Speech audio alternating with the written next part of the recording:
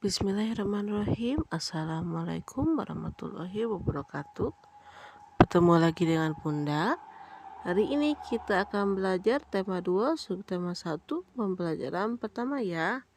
Kemarin kita sudah beres menyelesaikan tema 1, sekarang kita berlanjut ke tema 2. Untuk yang belum punya buku tema 2, segera mengembalikan buku tema 1 ya, agar ditukar dengan tema 2. Oke, sebelumnya kita baca doa dulu. Baca doa dimulai. Amin. Oke, sudah siap materinya? Boleh dipersiapkan dulu alat tulisnya, bukunya dibuka dulu.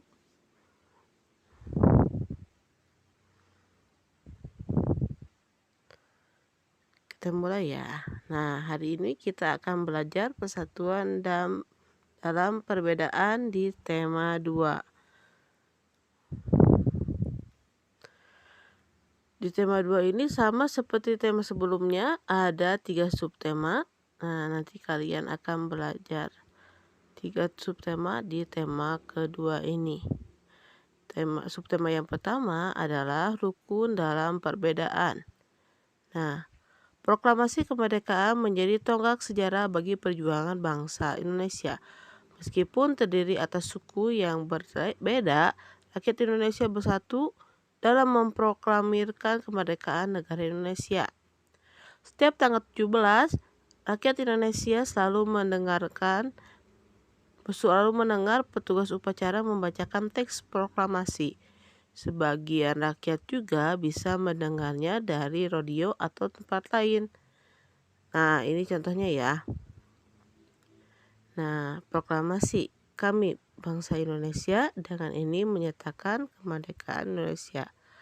Hal-hal yang mengenai pemindahan kekuasaan dan lain-lain diselenggarakan dengan cara seksama dalam tempo yang sesingkat-singkatnya. Ini adalah contohnya ya. Proklamasi kemerdekaan Indonesia. Proklamasi kemerdekaan yang dilakukan 17 Agustus 1945 menjadi peristiwa penting bagi bangsa Indonesia. Peristiwa tersebut menjadi tonggak sejarah di mana bangsa Indonesia berhak atas kemerdekaan dan wajib mempertahankannya. Diawali dengan jatuhnya bom atom oleh tentara Amerika Serikat pada 6 Agustus 1945 di kota Hiroshima dan pada tanggal 9 Agustus 1945 di kota Nagasaki. Jepang akhirnya menyerah kepada tentara sekutu. Peristiwa ini dijadikan kesempatan oleh bangsa Indonesia untuk segera membebaskan diri dari penjajahan bangsa Jepang.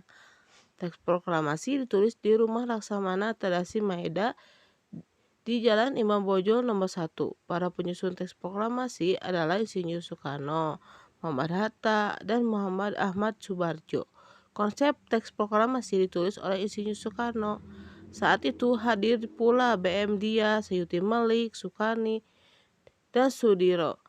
Sukarni mengusulkan agar yang menandatangani teks proklamasi itu adalah Insinyur Soekarno dan Dr. Andes Muhammad Hatta atas nama bangsa Indonesia. Teks proklamasi diketik oleh Sayuti Melik. Pagi harinya tanggal 17 Agustus 1945 di kediaman Soekarno di Jalan Pegangsaan Timur nomor 56 telah hadir antara lain Suwiryo, Wilopo, Gafar, Tabrani, Trimurti.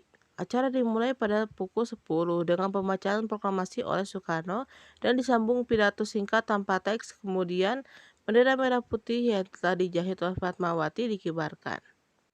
Nah, sekarang berdasarkan teks tersebut, isilah peta pikiran berikut. Apa, mengapa, siapa, bagaimana, kapan, dan di mana. Seperti ini ya. Kalian buatnya di dalam buku. Nah, apa? Kata tanya untuk menanyakan hal atau peristiwa yang terjadi.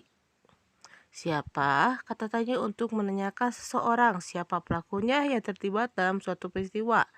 Kapan? Kata tanya untuk menanyakan waktu terjadinya suatu peristiwa. Dan di mana? Di mana? Kata tanya untuk menanyakan tempat terjadinya suatu peristiwa. Mengapa? Mengapa? Kata tanya untuk menanyakan penyebab terjadinya suatu peristiwa. Lalu ada bagaimana? Bagaimana? Kata tanya untuk menanyakan cara atau proses terjadinya suatu peristiwa.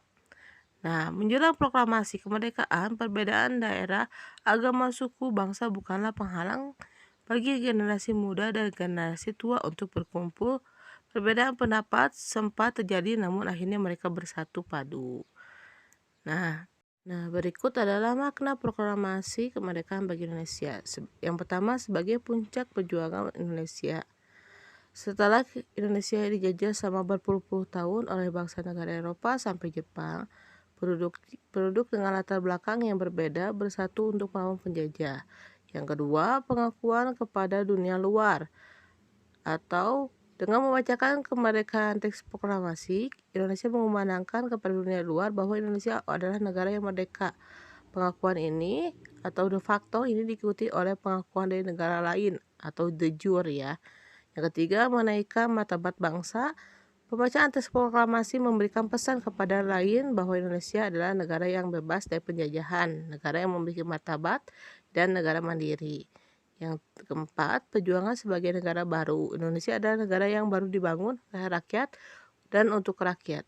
Yang kelima, tonggak sejarah negara Indonesia, yaitu pembacaan teks proklamasi merupakan awal dari masa kemerdekaan Indonesia yang terbebas dari belenggu penjajahan. Nah, ini adalah